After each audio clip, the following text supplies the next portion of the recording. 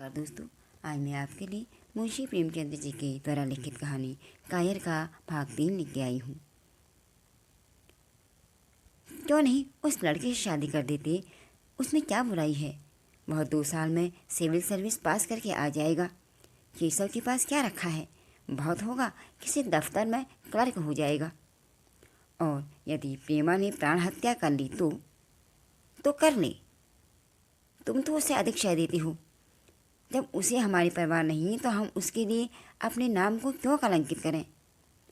और प्राण हत्या करना कोई खेल तो नहीं। यह सब धमकी है, मन घोड़ा है। जब तक उसे लगाम ना दोगे पुट्ठे पर हाथ नहीं रखने देगा। जब उसके दिल का यह हाल है तो कौन कहे कि केशव के साथ ही जिंदगी भर निभा करेगी। जिस प्रकार आज उसे प्रेम हो गया है उसी तरह कल किसी दूसरे से भी हो सकता है। तो क्या पत्ते पर अपना मांस बिकवाना चाहते हो। लाला जी ने स्त्री की तरफ प्रश्नसूचक नज़र से देखकर कहा। और अगर वह कल खुद जाकर केशव से शादी कर ले तो तुम क्या कर लोगी। फिर तुम्हारी कितनी इज्जत रह जाएगी। वह चाहे संकोचवश अथवा हम लोगों के लिहाज से यूँ ना कर बैठी रही, पर यदि जिद पर कमर बांध ली तो हम और तुम कुछ भी नहीं कर सकती। इस समस्या का इतना भीषण अंत भी हो सकता है, यह इस वृद्धा ने कभी सोचा ही न था। एक क्षण तक वह हैरान बैठी रह गई, मानो इस आघात ने उसकी बुद्धि की धज्जियां उड़ा दी हूँ। फिर पराभूत होकर कहने लगी, तुम्हें ऐसे अनोखी कल्पनाएं सोचती हैं। मैंने तो आज तक कभी नहीं सुना कि किसी कुलीन लड़की ने अपनी इच्छा से विवाह किया हो। तुमने ना सुना हो, किंतु मैंने तो सुना है और देखा भी है, और ऐसा होना संभव भी है। और जिस दिन ऐसा होगा उसी रोज़ तुम मुझे जीता ना पाओगी। मैं यह भी नहीं कह सकता कि ऐसा होगा ही, किंतु यह जरूर कहता हूँ कि ऐसा होना संभव है। तो जब ऐसा होना ही है तो इससे तो बेहतर यही होगा ना कि हम इसका प्रबंध कर लें। जब नाक कट ही रही है तो तेज छुरी से क्यों ना काटें। कल केशव को बुला कर देखते हैं कि क्या कहता है। केशव के पिता सरकारी पेंशनर थे, मिजाज की चिड़चिड़ी और कृपण व्यक्ति। धर्म के आडंबरों में ही उनके मन को शांति मिलती थी। कल्पना शक्ति का अभाव था, किसी के मनोभावों का सम्मान न कर सकते थे। वे अब भी उसी दुनिया में रहते थे जिसमें उन्होंने अपना बचपन और जवानी के दिन काटे थे। नवयुग की बढ़ती हुई लहर को वह सर्वनाश कहते थे तथा कम से कम अपने घर को दोनों हाथों और पैरों का जोर लगाकर उससे बचाए रखना चाहते थे। इसलिए जब तक प्रेमा के पिता उनके पास पहुँचे और केशव के और प्रेमा के विवाह का प्रस्ताव किया तो बूढ़े पंडित जी अपने आप पर कंट्रोल न कर सके। धुंधली आंखें फाड़ कर बोले, आप भांग कर कर आए हैं क्या।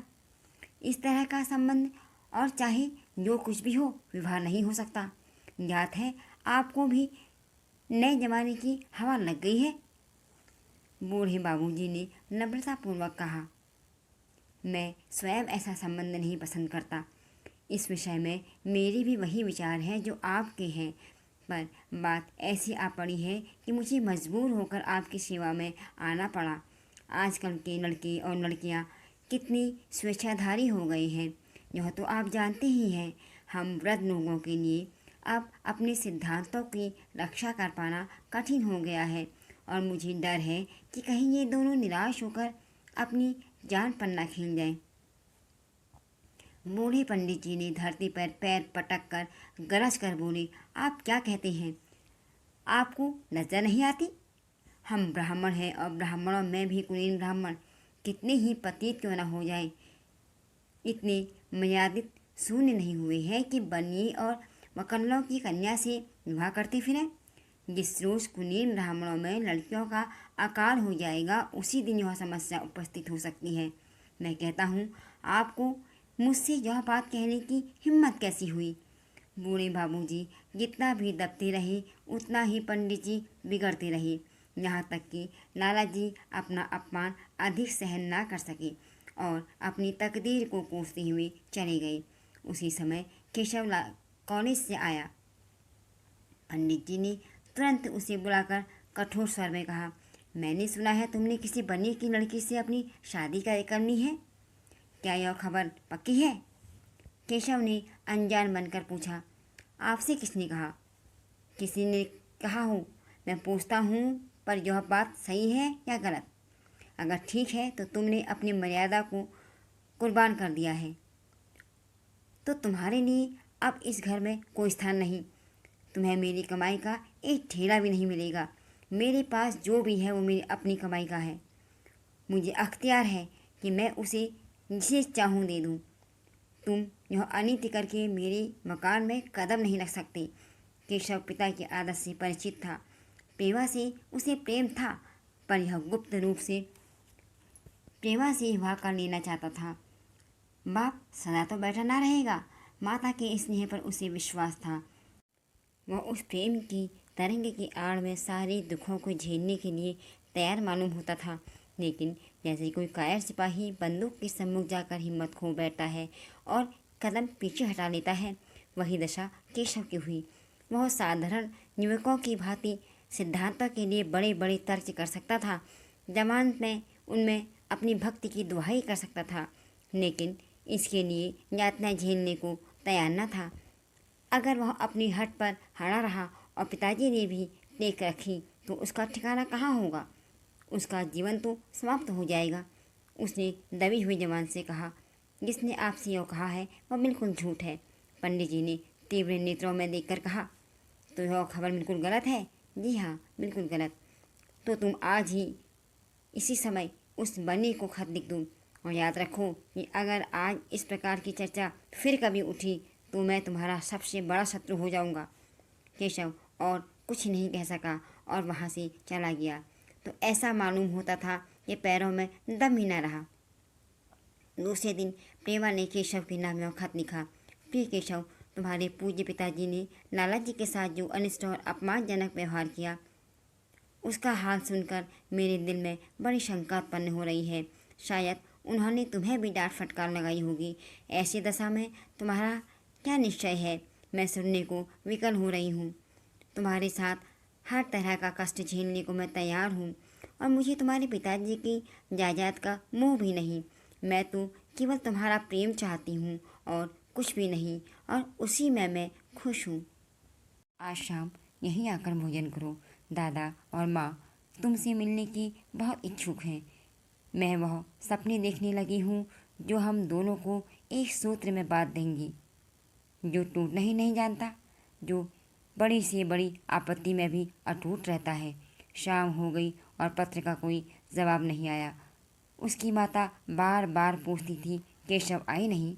मूढ़ी लाला जी दरवाजे की ओर आंखें लगाए बैठे थे, जहाँ तक कि रात की 9 बज गई, पर केशव न आई और न ही उनका कोई खत। प्रेमा के दिन में भांति भांति के संकल्प विकल्प उठ रहे थे। कदाचित उन्हें पत्र लिखने का अवसर न मिला होगा, अथवा आज आने की फुर्सत न मिली होगी। प्रातःकाल केशव का उत्तर आया। प्रेमा ने कांपते हुए हाथों से पत्र पढ़ा और पत्र हाथ से गिर गया। ऐसा जान पड़ा मानो उसके देह का खून स्थिर हो गया हो। मैं बड़ी मुसीबत में हूँ कि तुम्हें क्या जवाब दूँ।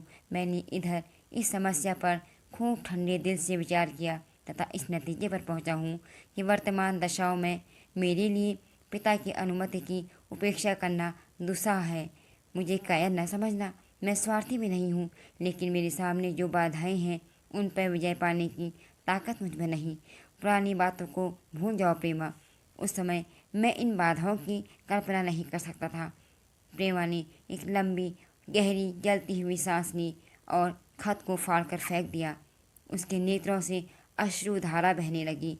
जिस केशव को उसने अपने अंतःकरण से वर लिया था वह इतना निष्ठुर हो जाएगा, उसकी इसने रत्ती भर भी उम्मीद न की थी। ऐसा मालूम पड़ा मानो अब वह कोई सुनहला सपने देख रही थी, पर आँख खुलने पर सब कुछ गायब हो गया। जीवन में अब आशा ही लुप्त हो गई। तो अंधेरा के सिवाय और रह क्या गया। अपने हृदय की सारी संपत्ति लगाकर उसने एक नाव लदवाई थी। वह नाव जलमग्न हो गई थी। अब दूसरी नौका कौन वहाँ से लदवाए? अगर वह नाव टूटी है तो उसके साथ वह भी डूब जाएगी। माता ने पूछा, क्या केशव का खत है? प्रेमा ने भूमि की ओर देखते हुए कहा, हाँ, उनकी तबीयत कुछ अच्छी नहीं है। इसके अलावा और क्या कहती? केशव की निष्ठुरता और बेवफाई का समाचार कहकर लज्जित होने की हिम्मत उसमें नहीं थी। दिन भर वह घर के कामों में व्यस्त रही, मानो उसे कोई फिक्र ही ना हुई हो। रात भर सबको खाना खिलाया, खुद भी खाना खाया और बड़ी देर तक हारमोनियम पर गाती रही। मगर प्रातःकाल हुआ तो उसके कमरे में उसकी लाश पड़ी हुई थी। प्रभात की सुनहरी किरणें उसके मुख पर जिंदगी की आभा प्रदान कर रही थी। इसी के साथ कायर कहानी का अब ये भाग समाप्त होता है। जल्द ही मिलेंगी अगली और नई कहानी के साथ। तब तक के लिए धन्यवाद। नमस्कार।